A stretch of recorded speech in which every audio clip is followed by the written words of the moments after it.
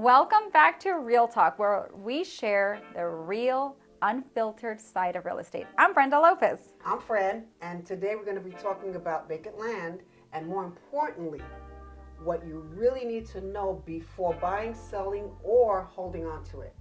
Well, let's start with something we're seeing a lot, Yes. which is vacant land fraud. It's getting more and more common every day. That's why it's very important to work with a reputable Yes. agent. And you have a story. Oh my God, it was horrendous.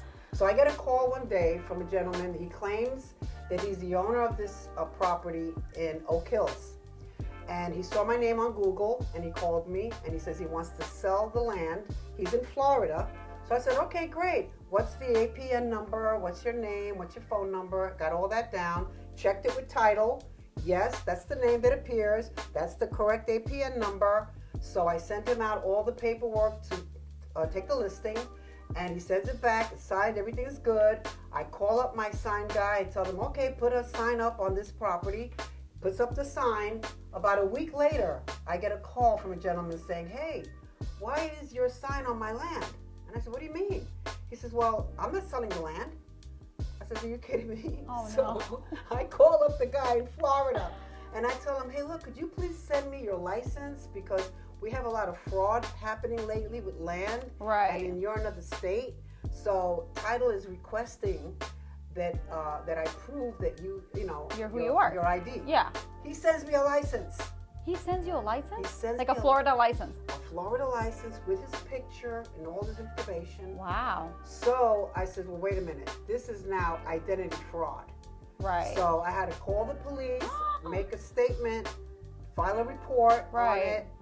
And I gave the police all the information, and then I stepped back and I apologized to the real person that owns the land. Oh my gosh. I had to take the sign down, of course, and hopefully one day he'll sell it and he'll think of me. But in the meanwhile, I mean, that's the kind of professional people that are doing fraud. that are doing this type of fraud, so, and that's of course where title insurance comes in and plays a role in this, right? Yes. Because that's your safety net. I know, because imagine if I found the buyer and they would have sent him money. Yeah, they would have.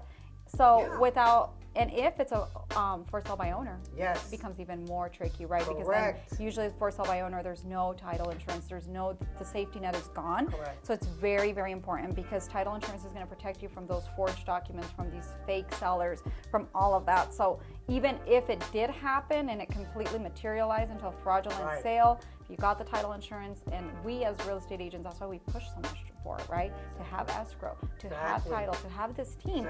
It's not just that we want to do it just for fun. We want to do it because we want to protect you. Yes, absolutely, and that's the bottom line. And I think it's really nice that you shared about the sign because a lot of agents don't put signs out there. So our company is very big on making sure signs are out there. Absolutely. So and it's again, it's not for fun. No. It's because it could alert. Of It could alert a course. seller like, hey, I'm not selling. That's what happened. I was like, what? Are you kidding me? Right. So the bigger question now as landowners face, should we keep the land or should we sell it? yeah, that's a tough one, right? Because there's situations where people purchase the land and now they're saying, well, I don't know what to do, if I should sell it, if I should not. And I know I mentioned a case to you of off in Barstow, 247. There is a development out there that looks like a development, but there's no infrastructure, there's no houses. I'm going to show it to you right quick, which is why I have the computer here. And I want to show it to you. This is what it looks like, okay? And we're going to put a picture for you guys to see it too. So if you look at this, there's cul-de-sac. All of this is completely subdivided, okay? So it looks like there's a development there. Yes, it does. On the map. Very deceiving. Okay, but as you zoom into satellite, it's completely vacant. Obviously, these lines only exist on this map. Right. When you go out there, it's nothing. just, it's a wild, wild west out there. So it's interesting because one of these owners back in 1989 paid almost $300,000 for this piece of land. Oh. Yeah. Wow. Today, these lands are about $7,500. Oh It's about all you can get for it. God. It's just, it's awful. So, nothing has really been built out there, as you can see, nothing. There's no infrastructure, there's no houses, Nothing. And no plans for it either, probably not. Yeah, it's out there. If you've been, it's after the cutoff from Lucerne Valley going to, there's nothing out there. And in fact, there's a lot of government land bordering. Yeah. So it's tough, you know? So he was a product of fraud as well, because they probably painted it to him like, this is going to be developed, this is going to happen. And unfortunately, it hasn't happened, and unlikely at this point, because we know that the development happened almost somewhere else, right? We have like all these Victorville, Hesperia, all of them that have developed, and that area is just not happening. Right. So what really comes down now, like these owners are paying property taxes. There's a new fire tax. So what do you do? Exactly. Do you sell it? I know. Do you keep hoping? I know. Or do you just cut your losses and move on with your life? Yeah, because you're still paying taxes on it. And if you don't pay taxes, they will take it back. After 5 years. After 5 years, they'll put a lien on your property and it'll go to tax sale. Yeah. So now the real question is, when you're thinking about whether I should sell or keep this land in a non-emotional way. Because emotion's always going to get in the way, because you spent all this money. So you have to ask yourself, has there been active development nearby? One. Is there utilities there or coming soon? Are there buildings around it? Are there anything coming soon? If that has just been sitting there for decades, 89 was what? Almost 40 years ago? Almost 40 years ago. Wow. Okay, and there's no movement. The healthiest decision is to just sell it. Yeah. Financially and emotionally, just be done with it and move on.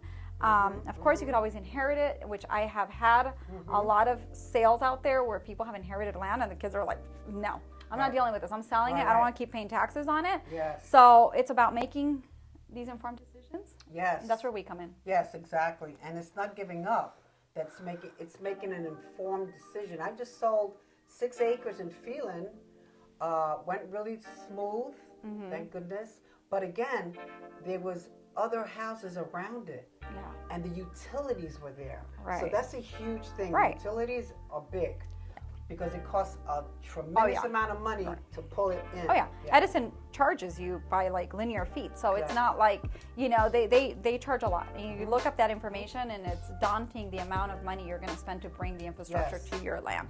So every situation is different and some land is worth holding on to. Of course, we have like this area over here in North Apple Valley that those people are like, okay, they're cashing in. But others, sometimes it's just, nothing's happening. It's best to probably move on, get your funds, and go to Disneyland or something. Do something. So whether you're buying land, selling land, or wondering if you should even keep it, I think the key takeaway is this: get good advice and work with a professional who understands land specifically, because that's a whole different ball game. Land and homes, 2 different things. So you have to know. Yeah, it deserves a different analysis. Not everybody who sells homes sells lands and understands what that really means. Yeah. So you need honest guidance too. Like there's sometimes that people will be told, oh, it could be sold for this, or it could be listed. It could be listed for this, but not sold for that. So when you get someone like us, we're going to tell you the honest truth. That way you could make a good informed decision. Yeah. Because the truth is the truth. We can't bend it. No, you can't. And statistics don't lie. Nope. When we pull up these comparables, we could see what's sold, what hasn't sold. We could look on the multiple listing and see what's on the market, how long it's been on the market. So you really do need a professional. Right. And we would love for your land to sell for millions, but of course I would. Of course I would. I guess that's it, huh? That's it. If you have any questions, please contact us. Please subscribe to our channel so you can continue to get good information that's going to be very helpful to you. And we appreciate you watching us. And today we don't have any featured properties because guess what? They're all in escrow. Yay! So yay! We're super excited about that. So we have some new ones coming soon. Yes. But until next time, guys, and again, subscribe and like us. Peace.